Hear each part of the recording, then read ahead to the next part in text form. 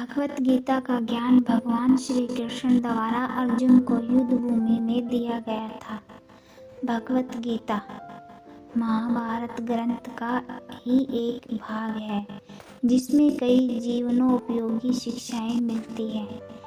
ऐसे में चलिए जानते हैं कि भगवत गीता के अनुसार व्यक्ति को क्या करना चाहिए कि वह अपने लक्ष्य तक पहुंच सके। न करे परिणाम की चिंता। भगवत गीता का एक काफी लोकप्रिय श्लोक है जिसमें कहा गया है कि व्यक्ति को बिना फल की इच्छा के अपना कर्म करते रहना चाहिए, क्योंकि केवल कर्म पर ही मनुष्य का अधिकार है, उसके परिणाम पर नहीं। इसलिए परिणाम कब और कैसे आएंगे इसकी चिंता न करें।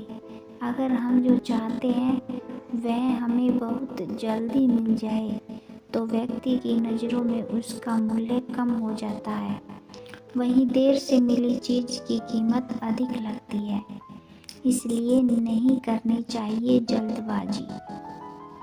कभी कभी हम मान लेते हैं कि अगर हमें किसी चीज़ का परिणाम तुरंत नहीं मिल रहा है तो इसका अर्थ है कि उसका परिणाम कभी नहीं मिलेगा। लेकिन प्रकृति का यह नियम है कि हर चीज़ अपने समय पर होती है। उदाहरण के तौर पर एक पेड़ तब तक बड़ा नहीं हो सकता जब तक कि उसकी जड़ें गहरी न हो जाएं। वहीं पानी से भी पत्थर काटा जा सकता है, लेकिन इस प्रक्रिया में समय लगता है।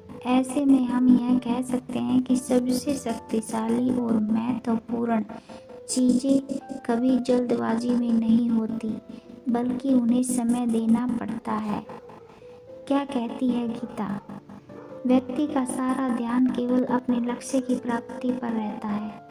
इस दौरान वह भूल जाता है कि असल में लक्ष्य तक पहुंचने की प्रक्रिया ही असली यात्रा है। गीता में भी कहा गया है कि बिना आसक्ति के कार्य करो।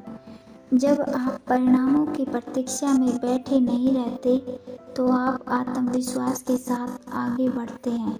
अगर आप जीवन की प्रवाह के साथ बहेंगे तो जो आपका है वह आप तक पहुंच ही जाएगा।